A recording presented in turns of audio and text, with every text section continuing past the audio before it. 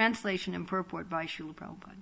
The Supreme Personality of Godhead Vishnu is always transcendental to material qualities, and therefore he is called nirguna, or without qualities. Because he is unborn, he does not have a material body to be subjected to attachment and hatred. So this idea of friends and enemies, right? We're attached to our friends, we hate our enemies. Ichadvesha. Although the Lord is always above material existence, through his spiritual potency, he appeared and acted like an ordinary human being, accepting duties and obligations apparently like a conditioned soul. And that deals with the last two lines of the verse. So the first two lines of the verse say that Krishna is what? Transcendental. Specifically? No material qualities, unborn, avyakta, unmanifest, and the last two, by his own energy, he does what? Gunam avishya. He manifesting qualities, and he apparently takes on obligations, on duties in the world. I remember, what did Krishna tell Arjuna about how he accepts duties? He says, if I didn't accept duties, then what? Everybody would be put to ruination. That was Krishna's answer to Arjuna's argument about if we fight in this war, all the men will be killed and the women will become polluted and there'll be unwanted children. And Krishna said, no, unwanted children comes from people thinking they don't have to do their duty, from people walking away from their duty, which is, of course, very prominent at the present time.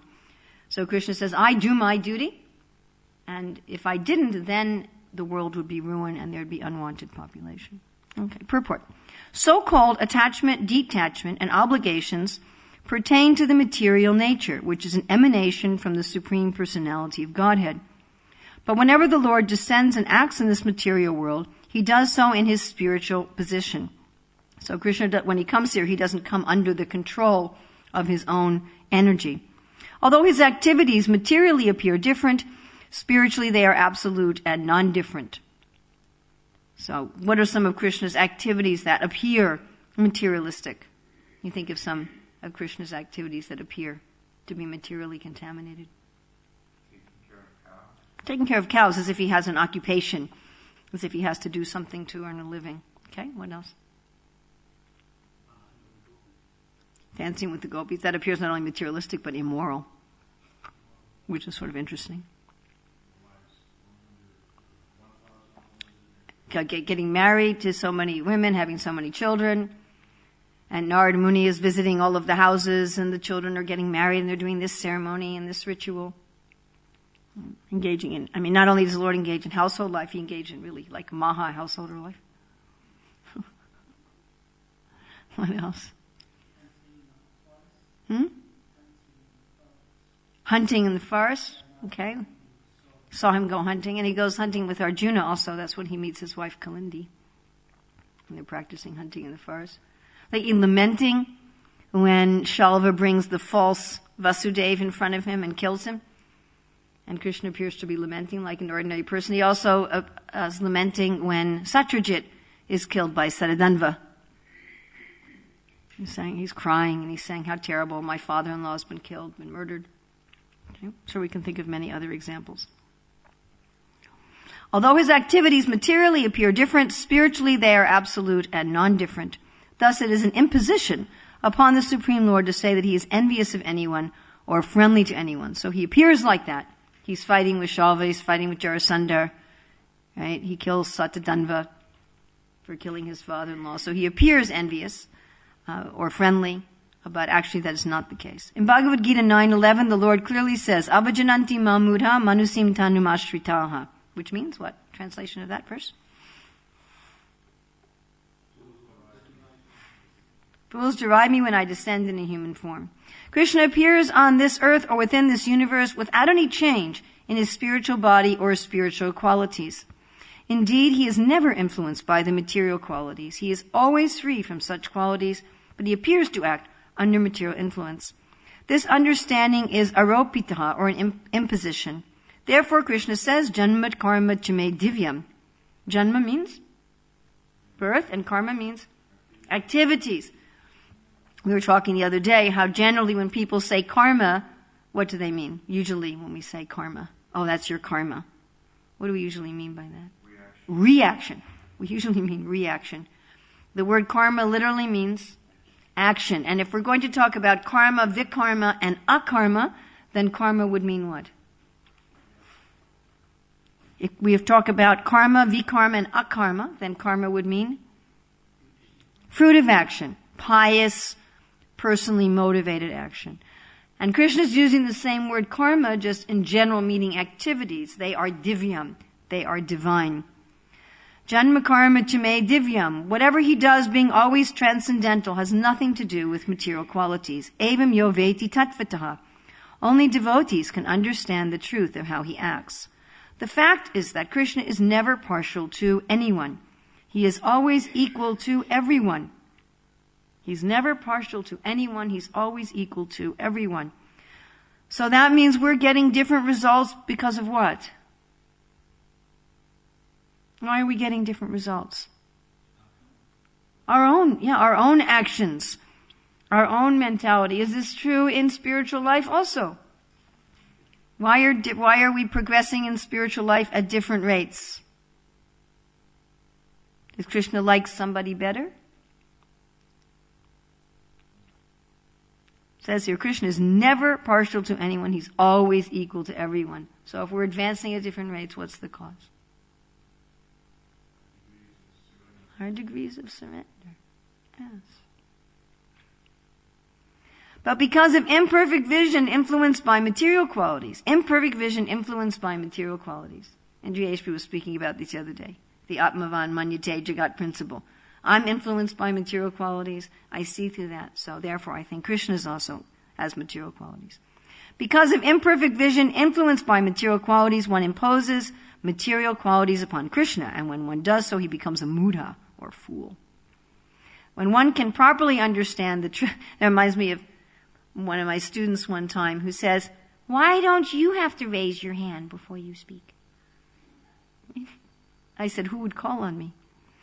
When one can perfectly understand the truth, one becomes devoted and nirguna, free from material qualities. So when one understands this about Krishna, one also becomes this oneself. Simply by understanding the activities of Krishna, one can become transcendental. And as soon as one is transcendental, he is fit to be transferred to the transcendental world. Tvaktvadeham punarjanmanaiti mam eti sorjuna. One who understands the activities of the Lord in truth is transferred to the spiritual world after he gives up his material body. Nirgunopi yajo vyakto bhagavan prakrite parahasva maya gunam avishya bada bada katam gataha. The Supreme Personality of Godhead Vishnu is always transcendental to material qualities, and therefore he is called nirguna, or without qualities. Because he is unborn, he does not have a material body to be subjected to attachment and hatred. Although the Lord is always above material existence, through his spiritual potency, he appeared and acted like an ordinary human being, accepting duties and obligations apparently like a conditioned soul. If we read through this list of Krishna's qualities, beautiful body, auspicious characteristics, pleasing, effulgent, strong. I'm going to ask you for some of these later. So, ever youthful, wonderful linguist, truthful, talks pleasingly, fluent, highly learned, highly intelligent, a genius, artistic, extremely clever, expert, grateful, firmly determined, an expert judge of time and circumstances, sees and speaks on the authority of the Vedas, pure, self-controlled, steadfast, forbearing, forgiving, grave, self-satisfied, equilibrium, magnanimous, religious, heroic, compassionate, respectful, gentle, liberal, shy, protector of surrendered souls, happy, ever well-wisher of devotees, controlled by love, all auspicious, most powerful, all famous, popular, partial to devotees, very attractive to all women, all worshipable, all opulent, all honorable, the supreme controller. And decorated, enjoying, pleasing, dependable, steady, predominating, meticulous dresser, magnanimous. So those sound like, some of them are extreme, all powerful, all auspicious. But those sound pretty much like material qualities that we're familiar with, right? You ever met someone who's a meticulous dresser? I've met meticulous dressers before. People who are opulent, people who are honorable, people who are attractive to women, people who are happy, gentle, religious. Those sound like qualities with which we're familiar? Does it? Right? So what's a material quality? What do we mean by a material quality? What's a material quality? What makes it material? You know, we also read how Prahlad Maharaj says how the non-devotees have no good qualities. So we could say a material quality is something that's not really good. How is it not really good? Some places Prabhupada says that the non-devotees certainly have good qualities. But still we can say that really they don't have good qualities. So how is that? And that is because those good qualities are manifested out of self-interest. How do we know they're manifested out of self-interest? Because as soon as one's self-interest is such that those good qualities no longer serve it, those good qualities will be abandoned. Material good qualities are not intrinsic, but they are a device. They're a means, they're a strategy to achieve something. I want to achieve something for myself. I want to achieve something to please my senses. And by adopting a good quality, I feel that I'm likely to achieve it. We're all taught this, not all, but let's just say everybody here, I'll assume, was taught this as a child. If you want to get along with other people, you should say you're sorry. Like here, Krishna's grateful. You should say thank you. Weren't we taught that as children? Say please, say thank you. Hold the door open for people. Share your toys. Share your food. And what was the reason that our parents and our teachers taught us to be like this? So we'd get what we wanted, right? So we'd be happy. So we'd get along with other people. So other people would like us. So we would get toys too if we shared our toys. And we would get food and we would get friends and we would get a job. We were talking yesterday with Bhaktivedanta College about how they want to improve their program. And some of the group was talking about how it's important to have good communication skills. Why? So you'll get a good job. Good people skills. You get along with other people, not because you care about the other people, but so you'll be hired. Or people want to learn how to get along better in marriage. Why? So their spouse will be nice to them. They're thinking, if I just learn this trick, how to deal with my wife, then she'll be nice to me. If I just learn this trick, how to deal with my husband, then he'll be nice to me. Then I'll be able to mold this person to be what I want. You find this all the time. Okay, well, I acted like this and I followed everything in the book. I did it and it didn't work. My husband didn't change, they'll say. So I stopped. I was doing this quality and this quality and this quality, and still he didn't talk to me in the evenings. He just sat around watching television. So I stopped the behavior. I stopped manifesting those qualities because it no longer got me what I want. And I like to think of it as a tipping point. You manifest a good quality up to a certain point. And there's a point at which you'll stop manifesting that quality. I remember for one university course we had to read a number of books on the Holocaust. And one of them, Night by Elie Wiesel, was talking about how he and his whole family were taken into the camps late in the war. And he saw his mother and sisters burned alive in a pit of fire on the first day. He was a 15-year-old boy.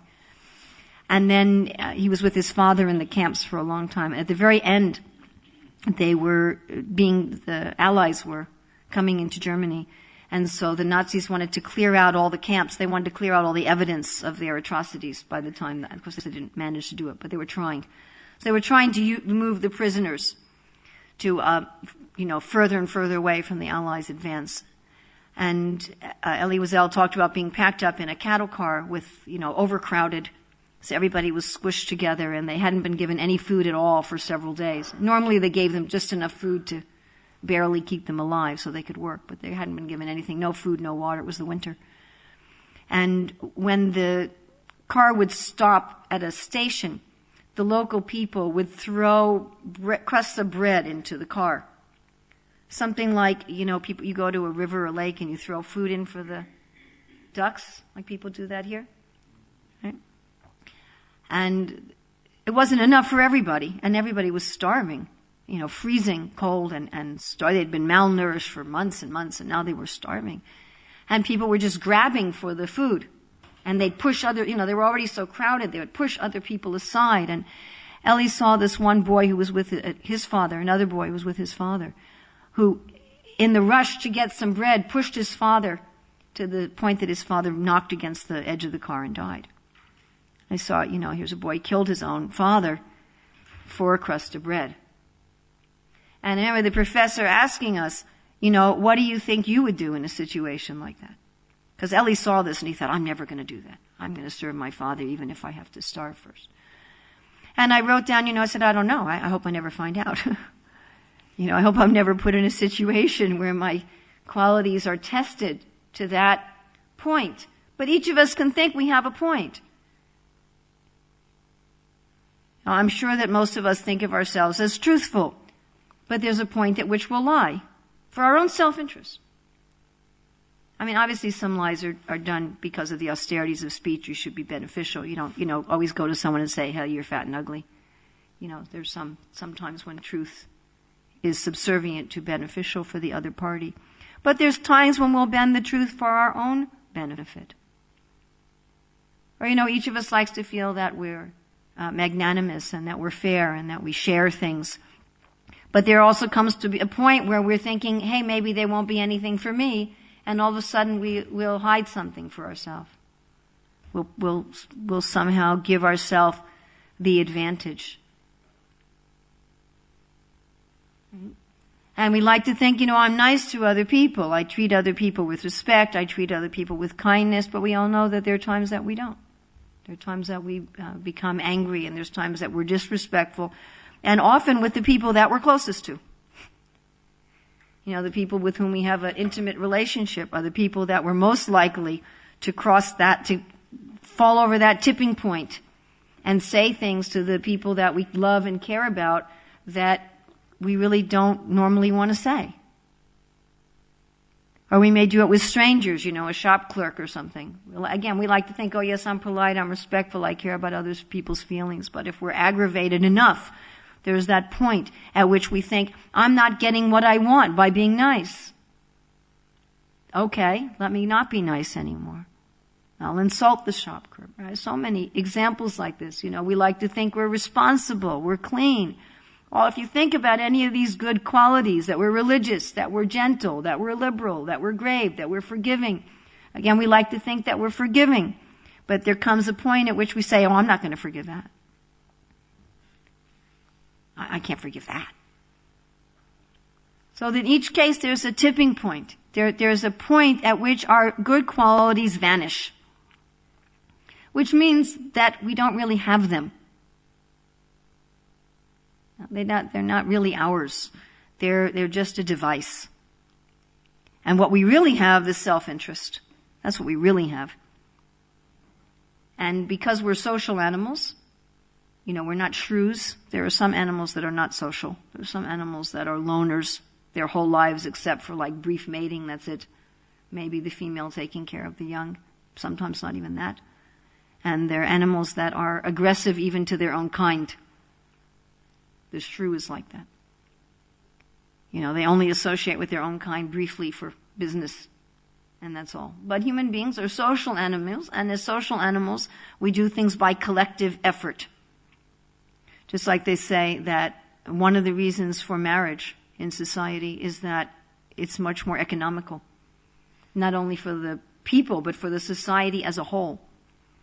If everybody has their own house, you end up using a lot more energy. It's actually worse for the environment to have divorce. So we find by collective living, we improve things. If we live just like here we live in ashrams, which is much more economical than if the temple provided a separate house for each person. Just imagine. If each person had to have their own plumbing system and their own heating system and their own kitchen, and it would cost so much more money. So we want to cooperate together. And also we all have, as in human beings, we have social needs. Some of our needs can't be met by operating alone. So we come up with these good qualities We manifest externally the behavior of these good qualities so that we can cooperate and so that we can get our physiological needs met, our social needs met, our psychological needs met. But as soon as we think that I'll be more likely to get these needs met by adopting bad qualities, then we will do so. And that tipping point is a point of fear. That if I tell the truth, I'm going to suffer. I'm willing to tell the truth, happy to tell the truth, proud of telling the truth, or whatever these good qualities, being grateful or being clean or being respectful or being satisfied. And I'm even proud of the quality as long as nothing of my personal life is being threatened. And as soon as something's being threatened, I become fearful. Oh, okay, now I gotta lie. Now I have to be nasty. Now I have to be greedy. Oh, I just have to. I have to be practical. It's nice to have these good qualities, but, now I got to take care of myself. So that's material qualities. Material qualities are strategies manifested based on self-interest and based on fear. So Krishna doesn't have any of those. He's nirguna. He doesn't have any qualities like that. Krishna is not artificially adopting some strategy of being grave or respectful to get what he wants. He already has everything that he wants. Or as Rukmini told him, you already are everything that you want. She says you don't really possess anything because you are everything. So Krishna manifests good qualities just because that's who he is. That's all. And he always manifests those good qualities. He manifests them regardless of the circumstance. He has no fear of anything. He's not worried about anything. And you can say, well, that's all right for Krishna. But that's true also for the soul who's even at the beginning of liberation. Brahma bhuta prasanat manasochatina kansati samasarveshu bhuteshu mad bhaktim labate pram. That Prabhupada says before you can really engage in develop mature, pure devotional service, you have to be both joyful and fearless. Fully joyful, fully fearless. By the way, you can't be joyful unless you're fearless. Krishna says you can't be happy without peace. Peace, fearlessness, same thing. There's no happiness without peace. Because if you're fearful, then how do you enjoy anything? And it's not possible. I've given this example many times. If somebody puts a feast plate in front of you, it's got all your favorite foods, exactly what you love to eat. And there's a police officer behind you waiting to arrest you. Says, I'm here to arrest you. You say, how much time do I have? Can I finish my plate? He says, I don't know. I'm just waiting for orders from the office. As soon as they give me the orders, I'll arrest you. How much time do I have? I don't know. 1 minute, 10 minutes, I don't know. How could you enjoy your meal? You couldn't. He said, what do I eat first? Is he going to arrest me with the gulab jamun half in my mouth? My god sister Rasigya is in her last moments of life, and one of my other god sisters said that just a few months ago, she had seen Rasigya before Rasigya even knew that she was sick. Just like that, you see somebody and they're happy and they look beautiful and healthy and vibrant, and a few months later they're on their deathbed. It's a fearfulness. We're always afraid everything's going to be taken away, everything that we have. But our natural position is to be fearless, because I don't have anything that can be taken away. All the things I'm afraid that can be taken away I never had in the first place. They were never mine. They never would be mine. And everything I want, I actually already have.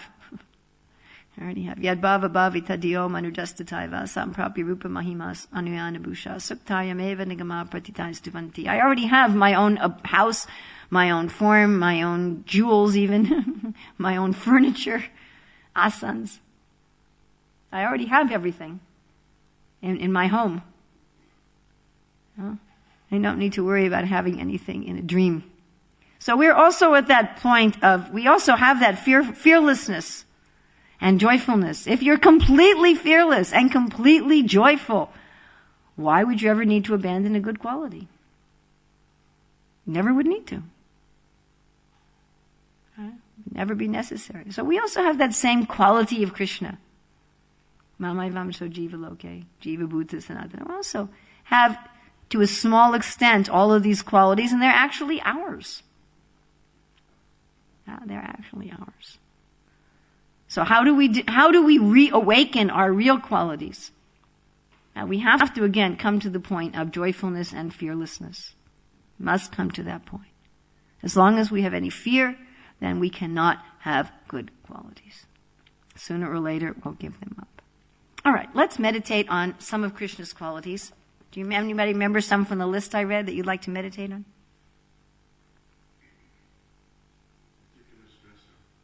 Oh, you like that one? Oh, I forgot these. The ones I read were all the ones that we also have, by the way. I should also read the ones that we don't have. Changeless, all cognizant, ever fresh, Satchidananda, possessing all mystic perfections. Oh, Bobby, we have those too. Okay, then inconceivable potency, uncountable universes generate from his body, original source of all incarnation, giver of salvation to the enemies he kills, and attractor of liberated souls. Wonderful pastimes, especially childhood pastimes. Surrounded by devotees with wonderful love of Godhead, attract all living entities by playing his flute, and an excellence of beauty. Okay, meticulous dresser, that's one of my favorites. We have to go. Okay. A person who is very fond of dressing himself is called Lalita, or a meticulous dresser. This characteristic was found in Krishna in two ways. Sometimes he used to decorate Srimati Radharani with various marks, and sometimes when he was preparing to kill demons like Aristasura, he would take care to arrange his belt very nicely. So Krishna is a meticulous dresser in that he knows how to dress other people very nicely. He knows how to dress Radharani really perfectly. And also that he's very concerned about how he's dressed. He really cares about how he's dressed. You know, it says whenever Krishna goes out, he looks like a dancing actor, right? He's completely dressed. Shining yellow cloth. He usually has 4 different garments and all decorated. And it's explained in Brihad Bhagavatamrita that when the young girls are dressing him, can't remember if it's the morning or the evening.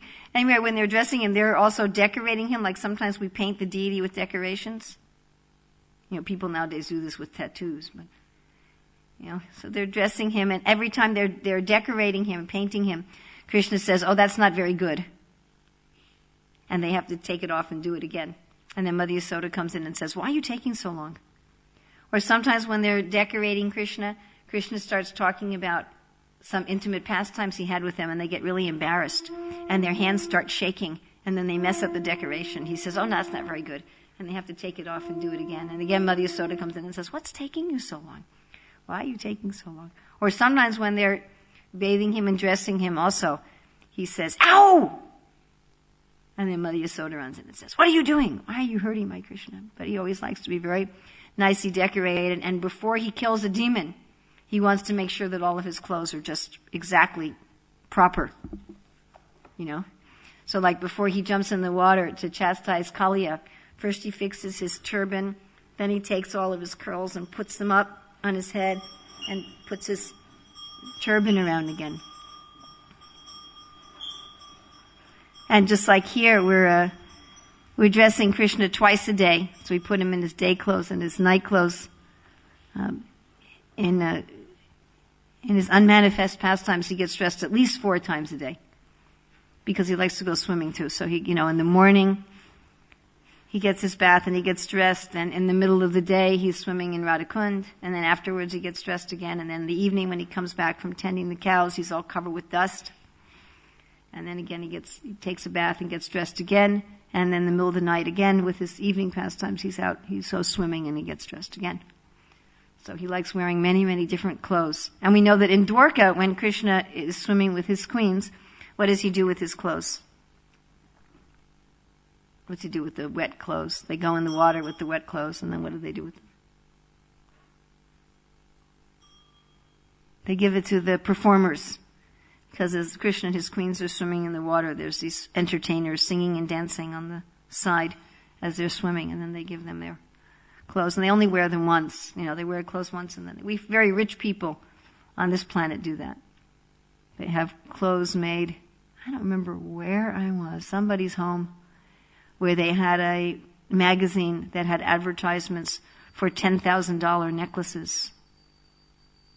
Inconceivable. I just thought, wow, $10,000 necklaces.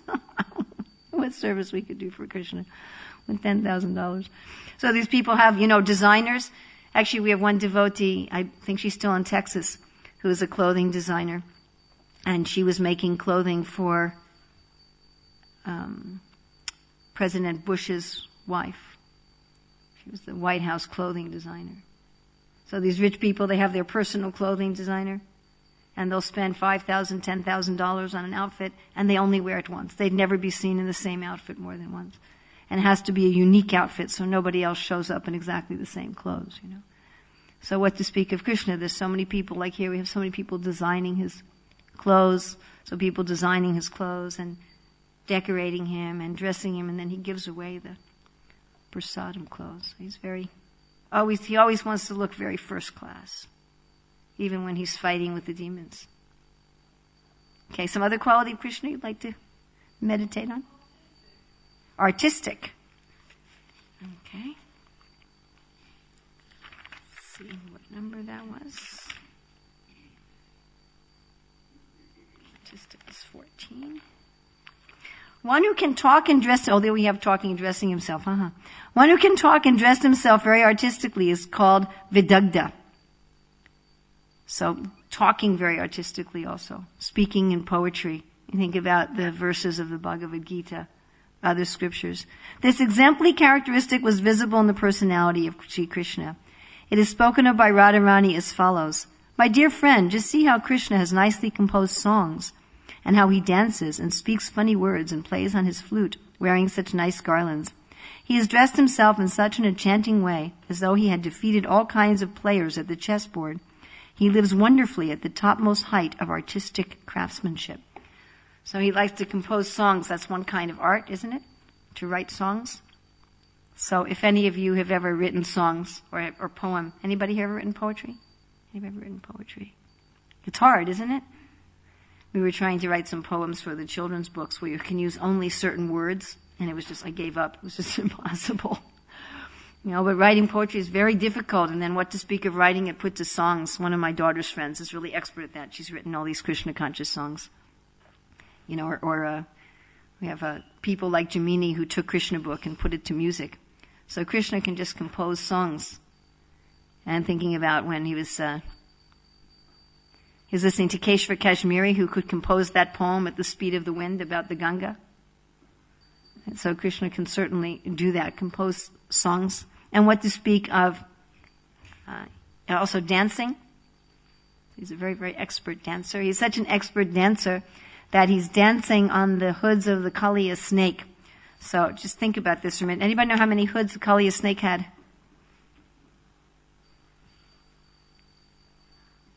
1,000 hoods. And of them, how many were dominant? How many were prominent? 101. Okay. So snake skin is scaly, right? And the snake was living in the water, which means that his hoods would have been very what? Very slippery. Would have been extremely slippery. And he's moving all of them. And then from out of his mouth is coming what? Poison and? Fire? What was the other? But poison and fire. Okay. And what about the water itself? What's the water like? Poisonous. And what else? Can you describe the water? It was black. It was bubbling. It was actually boiling from the poison. It was very hot. So it was boiling from the poison, and there were poisonous fumes coming out of the water. And then you have the Kaliya's heads, and there's poison and fire coming out of his mouths, and his hoods are very slippery. And then it's not that he's cooperating. It's not that this is some sort of a cooperative dance. Like we saw the fireworks dance in Russia, where the different players are cooperating with each other, and they're trying not to burn the other person. But Kaliya was trying to kill Krishna. He was trying to bite him and burn him and poison him. So you're dancing, we admire people dancing on a flat surface that's comfortable and has some traction. So somebody dancing on a slippery surface moving, moving slippery surface with fire and poison and boiling water underneath and jumping from one hood to the other. And still Krishna was dancing so expertly that the demigods, and the demigods are pretty good dancers. I mean, everybody here has seen some really, really good dancers in their life? Have anybody seen like a really, really expert dancer? So the demigods are probably 1,000 times better than whatever dancers we've seen, these gymnasts at the Olympics or whatever. They're 1,000 times better than that. And they were watching Krishna dance and they couldn't figure out what he was doing. They were trying to, and they weren't on snakes, they weren't on slippery snakes and poisonous water spewing fire. And they couldn't keep up with Krishna's dance movements. And of course, it's not mentioned here specifically, but Krishna likes to paint his associates. He likes to paint the other cowherd boys. They decorate each other with minerals. Of course, he's painting the gopis. And then we see all of Krishna's artistry just on this planet. And this is just a lower middle planet. Just a lower middle planet. And just think of the flowers. You see those roses there, two-toned roses. So that's Krishna's artistry. To speak of ultimate artistry. Okay, we could take one more. Anybody else have a quality they'd like to hear about? Loyal. Okay.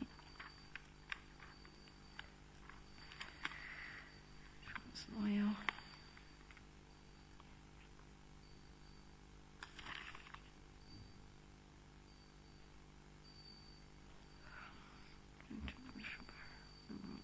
Respectful, magnanimous, heroic, grave, forgiving, sharing.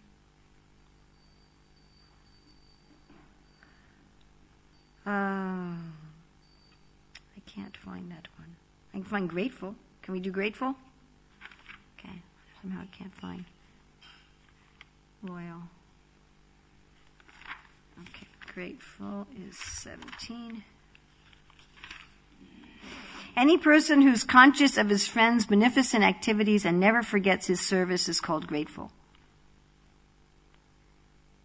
In the Mahabharata, Krishna says, when I was away from Draupadi, she cried with the words, "Hey, Govinda! This call for me has put me in her debt, and that indebtedness is gradually increasing in my heart." This statement by Krishna gives evidence of how one can please the Supreme Lord simply by addressing him, "Hey Krishna, hey Govinda."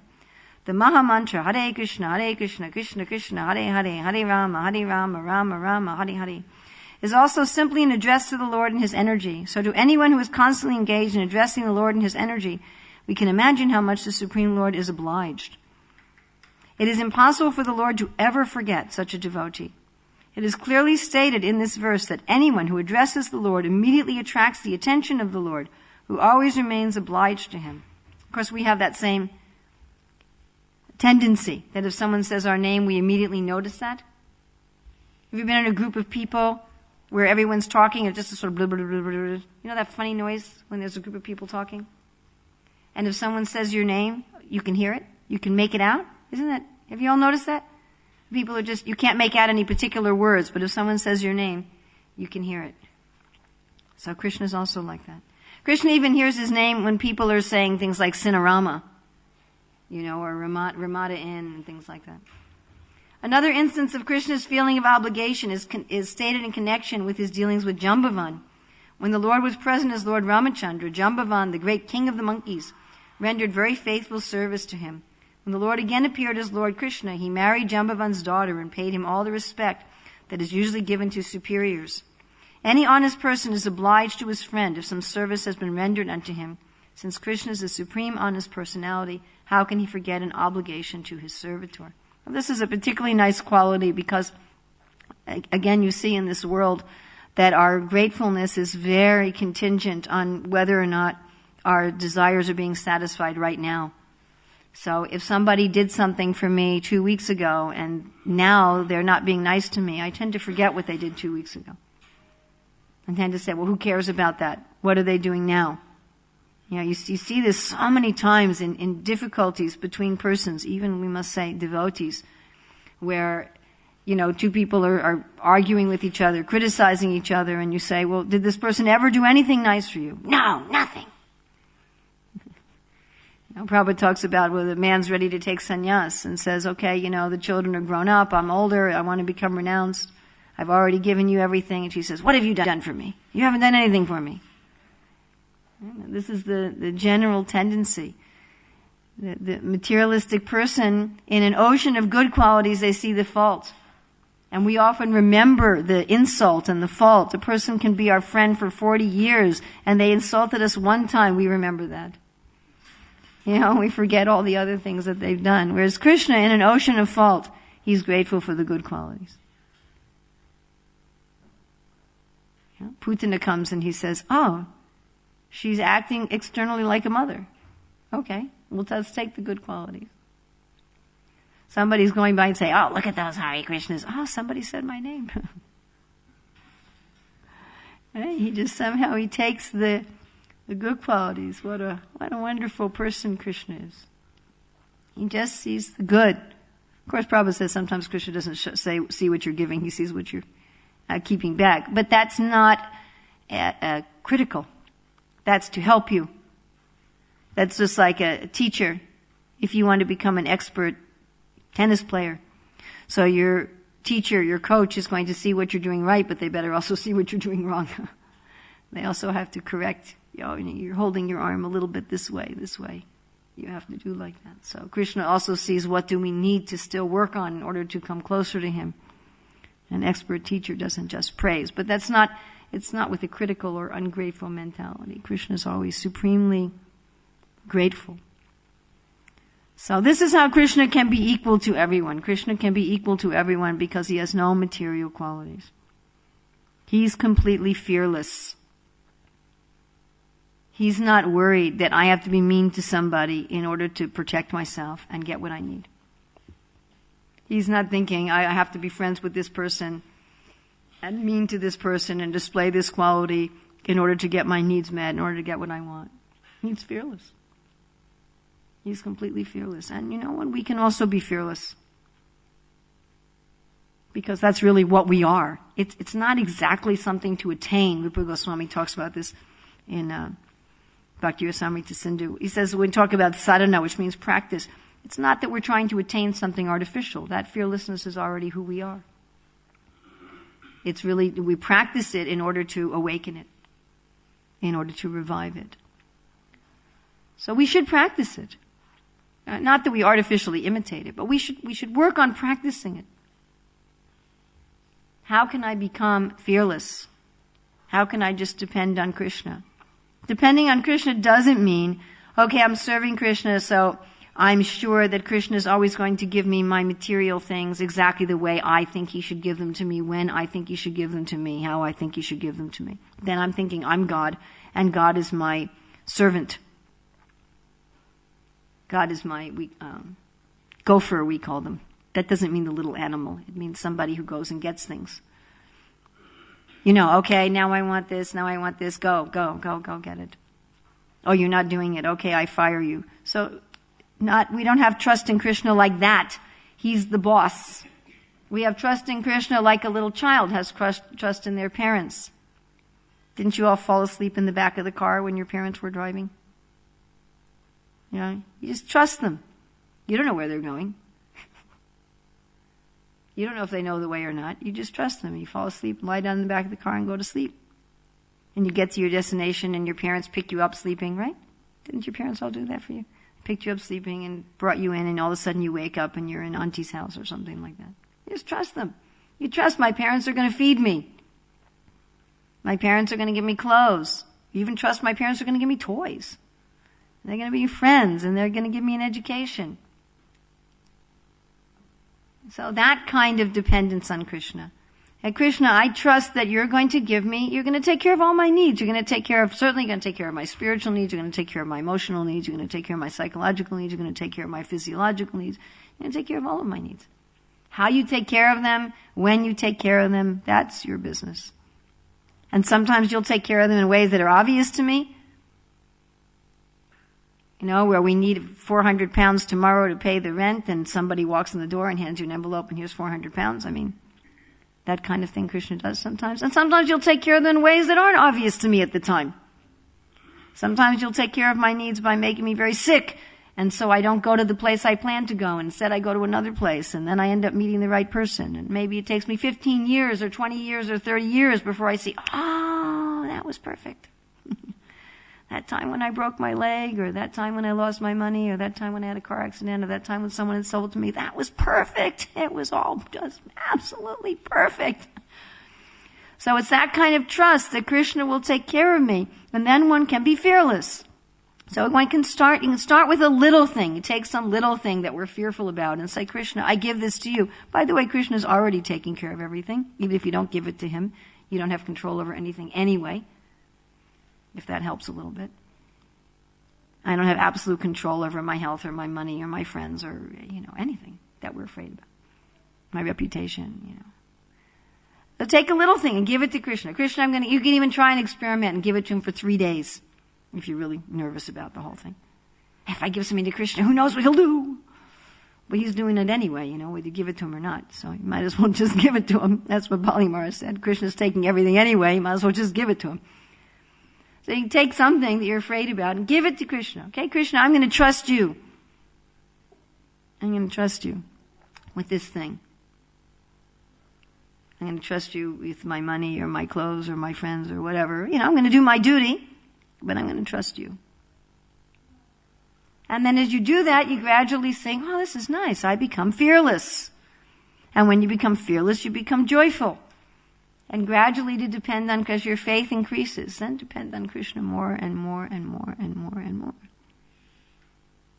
And then one can really know Krishna's qualities. It's very hard to know Krishna's qualities, as Prabhupada says here, that we have this veil.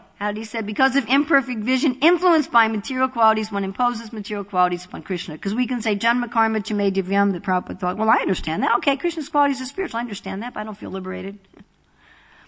But as long as we have material qualities, we have this veil, and we're perceiving Krishna through our material qualities. Only when we come to the point, as Prabhupada's saying here, only when we come to the point of being transcendental can we really understand Krishna's qualities. Can we really understand how Krishna is transcendental? Otherwise, we're seeing according to our own perspective. Of course, ironically, one of the ways to become fearless and one of the ways to understand Krishna's qualities is to meditate on Krishna's qualities even while we're fearful. Because that helps us to take the step of depending on Krishna. If I think, oh, Krishna's so grateful. He's so artistic. He's such a meticulous dresser. He's so this. As we meditate on Krishna's qualities, I get the faith to surrender to Krishna. And as I surrender to Krishna, I become fearless. As I become fearless, I understand Krishna more. Because I can't really understand Krishna as long as I'm covered by fear. As I understand Krishna more, I get more faith to surrender. And as I surrender to Krishna more, I become more fearless. As I become fearless, I understand Krishna more, and so forth. So we can start with meditating on Krishna's qualities and giving something to Krishna. So thank you very much for putting up with me at the Manor for this month. And hopefully, Krishna willing, I'll see you again in the not too distant future. Anything I've done that was a manifestation of my lack of good qualities, please excuse me and pray for me that I can actually become a real servant and manifest some actual good qualities. I could take questions for maybe 3 or 4 minutes because I have an appointment this morning. Any questions, comments? Yes, Prabhu.